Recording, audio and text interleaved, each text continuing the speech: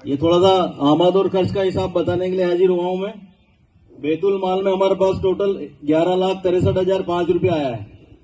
माहाना चंदा में 3,17,350 रुपया आया है। शबे कदर में 2,49,696 रुपया आया है।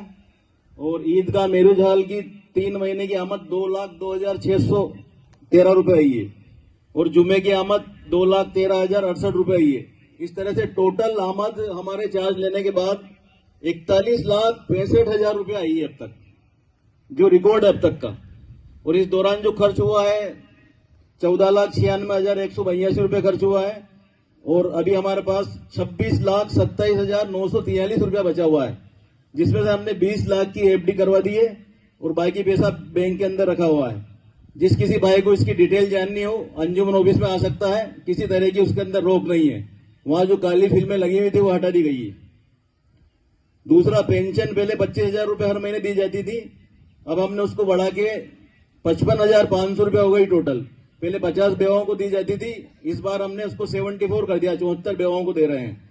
और आपके आसपास भी कोई इस तरह का बेसहारा आदमी या बेवा हो तो हमसे राब्ता कर ले, हम उनको भी पेंशन शुरू कर देंगे।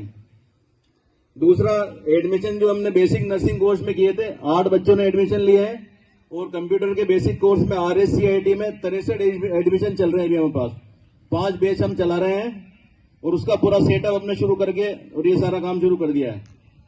दूसरा, हमने पैथोलॉजी लैब वाले से एग्रीमेंट किया है। लाइफलाइन पैथोलॉजी लैब जो हार्ट चौक के अंदर मौजूद है, आपको किसी तरह की भी जांच करवानी हो तो 40% का डिस्काउंट मिलेगा।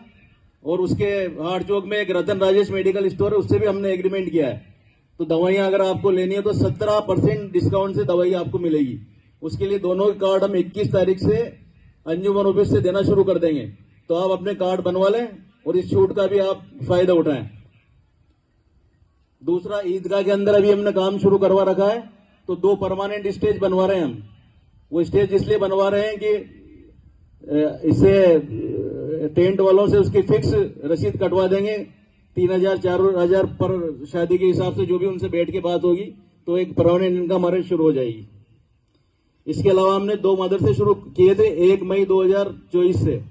उसमें डैम के पास खान साहब वेल्डिंग वालों के मकान में एक मदरसा शुरू किया है, उसमें 45-46 बच्चे रोज आ रहे हैं।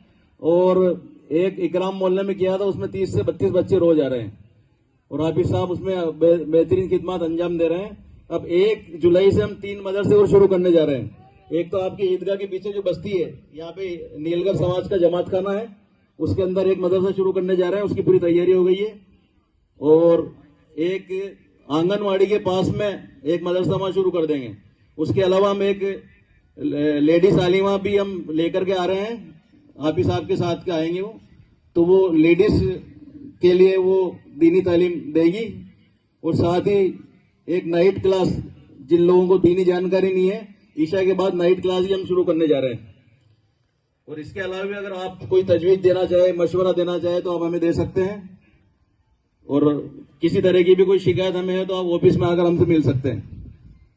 और एक हमारी चक्की मोहल्ले की एक अम्मा है, उनकी तबीयत ज्यादा खराब है, उसके लिए दुआ भी करें।